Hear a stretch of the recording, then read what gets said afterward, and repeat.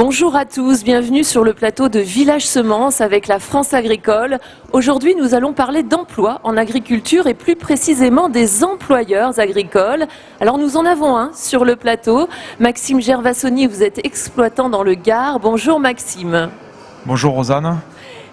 Et nous allons également parler d'accompagnement en matière de recrutement et de management, parce que à quel moment est-il préférable d'embaucher? Quel salaire pour le nouveau salarié? On va en parler avec vous, Christophe Tichadou. Vous êtes expert comptable, président du cabinet Alliance Mosaïque au sein d'Agir Agri. Bonjour Christophe. Bonjour. Alors parce que être employeur, c'est devenu un job à part entière, que rédiger des contrats, recruter, organiser le temps de travail et les congés, ça ne s'improvise pas. Alors on va en parler avec vous, Maxime Gervasoni. Vous avez 27 ans, vous êtes exploitant sur la commune de Conneau, entre Avignon et Nîmes dans le Gard. Et en 2013, vous intégrez la ferme familiale en devenant salarié de votre père Olivier. 3 ans plus tard, vous vous associez à lui. C'est une affaire de famille chez vous, parce qu'il y a aussi votre frère Sylvain qui va intégrer l'exploitation à peu près dans le même temps. Il y a aussi la maman et la grand-mère. Et tous ensemble, vous produisez des abricots, des asperges et vous cultivez également des vignes. Enfin, et ça fait partie des raisons pour lesquelles vous êtes ici aujourd'hui, en 3 ans, vous avez triplé votre effectif et vous avez également triplé votre chiffre d'affaires. Quel est votre secret, Maxime ? Voilà. Donc en 3 ans, on a triplé le chiffre. En fait, il y a 5 ans, tout a commencé quand je suis rentré sur l'exploitation avec mon père. Et j'ai décidé de mettre le commerce en avant. Je voulais voir ce qui se passait au-delà du mur, en fait. Et donc, j'ai pris mon bâton de pèlerin et je suis parti. Je savais qu'il y avait un salon du fruit et légumes à Berlin et à Madrid, où tout le fruit et légumes se réunissait, commercialement. Et je suis parti, j'ai créé un logo, une plaquette avec une amie. On est parti de petit et je suis monté là-haut et j'ai commencé à démarcher et me faire connaître nos produits. Alors, c'était quoi l'objectif pour vous, en fait, à l'origine? Comment faisait votre père avant et comment vous avez souhaité faire? Avant, mon père vendait sur le marché de Gros à Château-Renard. Je me souviens, j'étais petit, j'avais 10 ans et j'allais avec lui en camion à 3h du matin pour vendre. Et depuis tout petit, en fait, j'ai aimé la vente aussi, la commercialisation.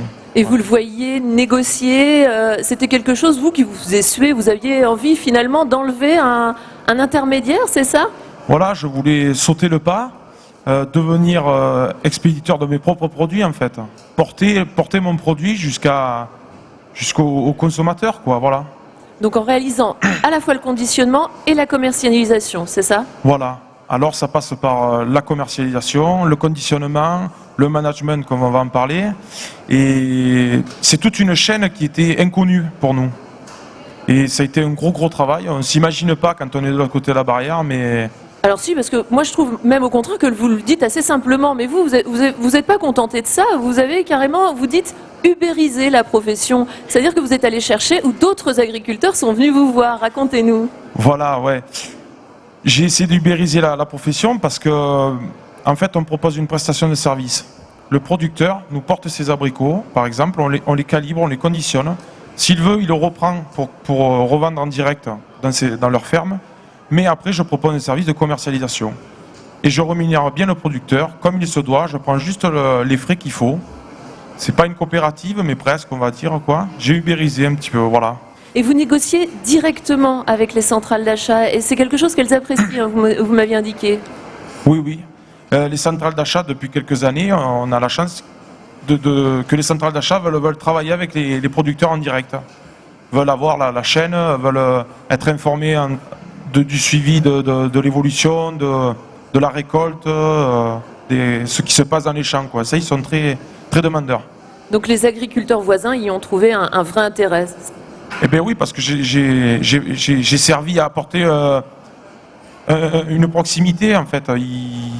Tout est proche d'eux et voilà, je propose un service à côté de chez eux.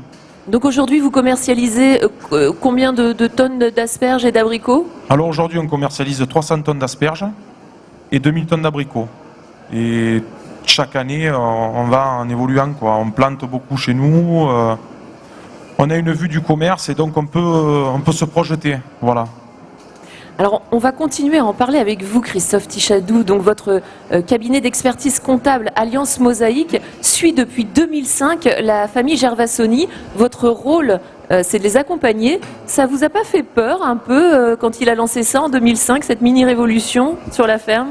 Alors peur, non, absolument pas. J'avais envie de dire au contraire. On s'est dit enfin, on a des générations qui osent effectivement s'affranchir de ces niveaux d'intermédiaires. Non pas qu'ils étaient néfastes, mais à un moment donné, il y avait aussi une prise de conscience de cette valeur ajoutée qui aujourd'hui n'existait pas dans les exploitations. Et on avait des structures qui jusqu'à présent étaient cantonnées à la production. Donc le fait d'avoir des personnes comme Maxime qui effectivement décide de sauter le pas et de se lancer sur la partie commercialisation, on a un gain mais qui est valable pour tout le monde au final, y compris pour le consommateur. Donc on a des produits aussi qui gagnent au niveau de leur temps de fonctionnement, on a des produits qui sont livrés directement, on a il y a toute cette chaîne-là. Et je veux dire, enfin, on a les générations qui commencent à se dire finalement on peut le faire. Voilà. Alors c'est peut-être du côté du papa que c'était plus difficile? Oui, mon père mettait les freins. Bon, quand on est jeune, on va très vite et la maturité nous freine un petit peu, on va dire. Oui, puisque vous n'avez que 27 ans. Hein. Donc il a fallu beaucoup recruter puisque l'effectif a triplé sur la ferme en 3 ans pour passer à une centaine de salariés, dont 10 permanents. C'est un coût qui peut faire peur. On vous a posé la question de ce coût, Christophe, lors de notre visite dans le Gard sur la ferme des Gervasoni. On part tout de suite à Conneau pour vous y retrouver. C'est un reportage de la France agricole. Il ne faut pas avoir peur d'embaucher. Il ne faut pas avoir peur du coût que ça représente. On a encore trop de personnes qui réfléchissent en coût et qui ne réfléchissent pas en opportunité. Si vous recrutez quelqu'un, c'est parce que vous avez du travail à lui faire faire et que vous avez effectivement derrière un objectif et un potentiel. Voilà.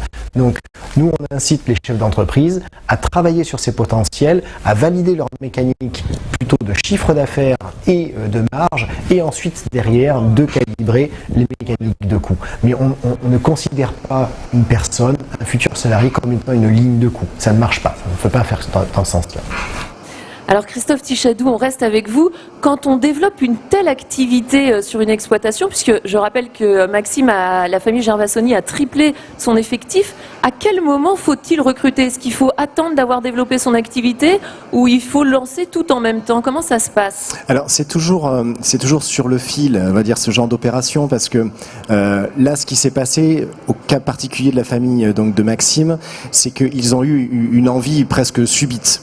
Donc il a fallu effectivement suivre, s'organiser pour tout ça. Mais dans le cadre et le schéma idéal, on parle de stratégie, c'est-à-dire qu'en fait on se fixe des objectifs, on définit effectivement les structures de coûts qu'il va y avoir derrière, et dans cette mécanique-là, on définit son nombre de salariés et on part effectivement à la recherche de cette mécanique-là après avoir fait des budgets prévisionnels et après avoir simulé en fait toute cette opération.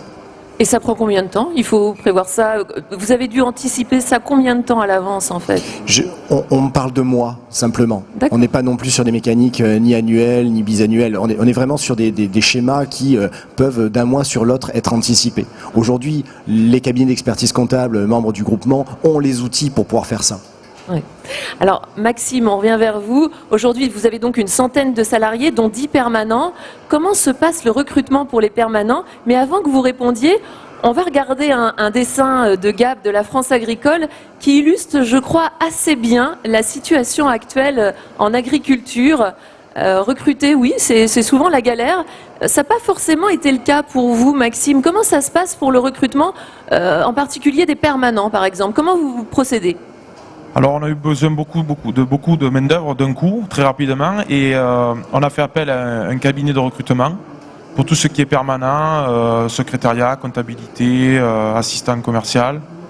Et donc ils ont réussi à nous trouver du bon personnel qualifié de suite.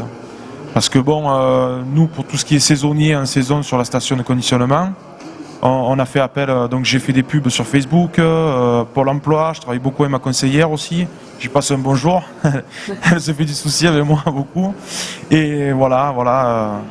Oui, c'est-à-dire que vous ne procédez pas de la même façon, hein. Pour les postes stratégiques, cabinet de recrutement, et pour les saisonniers, vous aviez indiqué que vous organisiez un grand rendez-vous aussi sur la ferme à un moment. Oui, avec ma conseillère pour l'emploi, l'année dernière, on a organisé un grand rendez-vous. On a fait venir une centaine de personnes en début de saison, où là j'ai passé des films, j'ai expliqué le travail en station, dans les champs.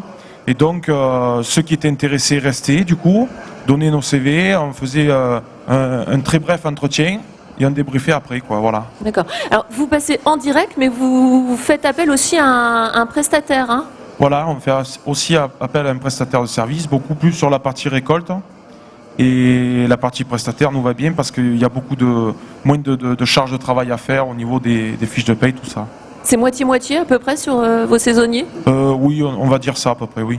Ouais, alors justement, on a besoin de votre éclairage là-dessus. C'est beaucoup plus cher, on le sait, de passer par un prestataire. Alors quel est l'intérêt pour un agriculteur? Alors, c'est une réponse que l'on a donnée également au gouvernement, hein, donc qui nous avait diligenté une enquête sur ce sujet. Il souhaitait savoir à l'époque quel était l'impact du CICE, hein, donc le crédit d'impôt compétitivité emploi, sur la mécanique de démarche d'emploi agricole. Ce qui ressortait de cette étude, c'était que effectivement passer en direct par des salariés coûtait nettement moins cher, mais que pour autant, les exploitations, et notamment les exploitations du sud de la France, avaient tendance à utiliser des prestataires de services. Pourquoi ? Pour la simplicité d'utilisation. C'est-à-dire qu'en fait, ils n'avaient pas à faire le recrutement, ils n'avaient pas à faire les contrats, ils n'avaient pas à gérer après le personnel en lui-même. Ils avaient un certain nombre d'éléments qui sont extrêmement chronophages et assez coûteux au final. Et donc, il s'enlevait, si vous voulez, on va dire cette partie pénible là-dessus. Oui, c'est un peu le prix de la paix, c'est ça? C'est un peu le prix de la paix, exactement, parce que derrière ça, forcément, c'est 20 à 30% plus cher. Alors, est-ce que ça peut représenter, mais c'est peut-être vous, Maxime, qui allez me répondre là-dessus, est-ce que ça peut représenter un vivier aussi pour vous recruter en direct derrière? Est-ce qu'il y a des gens recrutés par l'intermédiaire du prestataire qui restent chez vous derrière? Oui, quelquefois, mais bien souvent, ils veulent rester prestataires parce que l'hiver, après, ils ont aussi du travail, quoi, dans les vignes, chez d'autres producteurs. Oui, parce que la saison est longue chez vous, entre l'abricot et l'asperge. Hein. Oh, la saison dure 6 à 8 mois, entre D'accord. tout, voilà. Et du coup, après, je n'ai pas trop de travail pour ces 100 personnes, vous voyez. Oui. Voilà. Alors après le recrutement, l'autre difficulté, c'est l'accompagnement de tout ce personnel. On va retourner dans le Gard. On vous a posé la question de votre méthode, Maxime, en termes de management. Ce jour-là, il y avait un peu de Mistral, mais on l'entend un peu, mais votre message est très clair. C'est un reportage de la France agricole. Vous gardez quand même une certaine distance. Je reste le patron, mais je suis impliqué avec eux. J'essaie de travailler, de mettre les mains dans le cambouis, comme on dirait, et de m'impliquer, que le personnel se sente accompagné et qu'ils sentent que le patron est à leur côté. Voilà. J'ai appris d'abord, avant de leur transmettre, je suis passé par les étapes, peut-être très vite, mais j'ai quand même appris un certain nombre de choses pour leur expliquer. Je crois qu'il faut savoir rester les pieds sur terre et manager est un bien grand mot. Il faut être simple et voilà, il faut bien fidéliser le personnel, qui se sentent responsables, je dirais, beaucoup, et qui se sentent impliqués, c'est le bon terme, je pense, dans l'aventure, on va dire. Alors Maxime, manager c'est un bien grand mot, ça paraît simple avec vous, et dans le même temps ce que vous dites pas c'est que vous avez quand même mis en place un règlement intérieur. Alors pourquoi? C'est quoi l'intérêt? Alors oui, on a mis un règlement en place parce que déjà le personnel le demande. Il faut qu'il y ait un cadre, je pense. Et par rapport aux normes aussi, de qualité, d'équipement aussi, tout ça. Et oui, on a mis en place un certain nombre de règles. Ça permet d'anticiper les conflits également peut-être? Oui, parce que bon, quand on fait travailler 30 personnes avec la chaleur, tout ça, sous un bâtiment, toute une saison, ça peut arriver qu'il y ait des conflits aussi, oui.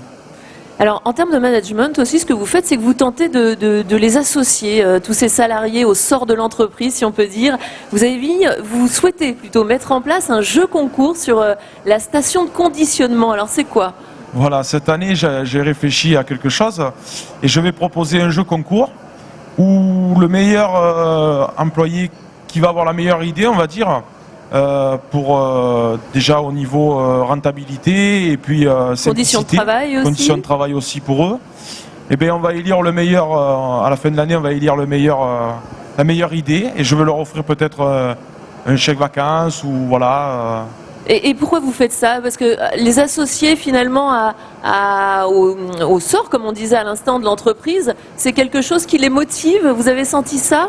Oui, déjà ça va les impliquer aussi et ça va les faire participer encore plus et je veux dire, qui d'eux-mêmes vont voir le meilleur, la simplicité quoi. On voit pas tout nous quand on est dans une station de conditionnement et eux peut-être ont une idée qui est bonne et qui pourquoi pas ferait avancer tout le monde quoi. C'est leur donner l'occasion aussi peut-être de réinventer leur poste et de l'améliorer, donc c'est Voilà, peut-être une bonne chose. Alors ça concourt aussi au management. On poursuit avec vous, Christophe, pour évaluer les salaires des uns et des autres. Comment on fait? Ça paraît simple dans une autre entreprise, mais sur une exploitation, on se pose davantage la question. Sur quoi on s'appuie pour évaluer un salaire? Alors, c'est effectivement parfois un peu plus complexe que dans certains types d'entreprises hors agricole. Pour autant, il y a les grands classiques. Il y a fort heureusement une convention collective. Alors il faut savoir qu'en plus elle est extrêmement détaillée. La convention collective, c'est celle du Gard, d'accord, qui est différente de celle des autres départements, etc., etc. Donc la convention collective propose un certain nombre de grilles de réflexion pour ces éléments-là. Ça, on va dire, c'est la base. Après, derrière, les chefs d'exploitation ont vraiment libre cours à leur imagination pour imaginer voilà, des compléments en fonction des tâches complémentaires qui peuvent être faites et adapter, on va dire, la convention collective. Mais la base, c'est quand même la convention. D'accord. Et derrière, il y a d'autres systèmes de rémunération, c'est-à-dire qu'il y a des primes qui peuvent être mises en place, de l'intéressement. Ça, vous le voyez dans la région, justement? C'est quand même assez rare, il faut le reconnaître. Pour autant, il y a eu effectivement les primes dites Macron là, qui ont été présentées là, par rapport aux événements de décembre. Donc ça, on a eu effectivement pas mal de primes dans ce sens-là qui ont été mises en place. D'accord. Donc il y a... Les chefs d'exploitation jouent le jeu sur cette mécanique-là. Et comme l'a dit très justement Maxime, ils cherchent à les rémunérer. Vraiment, il y a une mécanique gagnant-gagnant. Cette dynamique, alors chez eux, vaut aussi bien pour les salariés que pour leur apporteurs, j'ai envie de dire, parce qu'il faut qu'ils rémunèrent bien aussi leur apporteur. Donc il y a vraiment cette dynamique, mais c'est quelque chose que l'on retrouve assez souvent dans le monde agricole, d'une manière générale. Donc ils souhaitent que les gens soient bien. Voilà. L'idée du jeu concours, j'en terminerai avec ça, mais l'idée du jeu concours démontre aussi cette idée-là, c'est de dire qu'il y a de l'intelligence partout. Voilà. Et alors, mais ça se fait régulièrement, c'est-à-dire que vous voyez régulièrement, vous deux, sur les questions de recrutement, management ou pas? On se voit assez souvent. Pour autant, j'aime à dire que Maxime est très inventif sur ce sujet. Voilà. C'est lui le pilote. Hein, c'est lui le pilote. Ça. Alors Maxime, justement, c'est la dernière question. Mais avant de vous la poser, on va regarder un dessin réalisé par Gab de la France Agricole. Alors on le voit tout de suite, l'Agri Manager, ça peut faire peur. Parce qu'aujourd'hui, vous avez les mains dans le cambouis, mais vous faites aussi beaucoup d'autres choses. Est-ce que vous avez le sentiment, Maxime, d'être toujours agriculteur? Oui, j'ai toujours le sentiment d'être agriculteur. Mais il faut être agriculteur maintenant, c'est assurer de la production à la commercialisation. Moi, je dis qu'il faut assurer toutes les chaînes, les étapes. Et oui, je me sens agriculteur. Oui, oui. Et Christophe, justement, vous pouvez conclure aussi là-dessus. Vous en aviez parlé. C'est bien que vous en avez parlé au départ, mais c'est bien d'aller voir derrière le mur. Hein. Exactement, exactement. Ce sont des chefs d'entreprise. Alors merci beaucoup Maxime Gervasoni et Christophe Tichadou d'être venus du Gard pour nous parler de vos expériences. Je rappelle qu'on retrouve dès la semaine prochaine votre témoignage, vidéo et article sur la France agricole employeur, www.lafranceagricole en un seul mot -employeur.fr. C'est le site consacré aux employeurs agricoles avec de l'actualité juridique, des conseils d'experts et des expériences comme celle de la famille Gervasoni. Bonne journée à tous.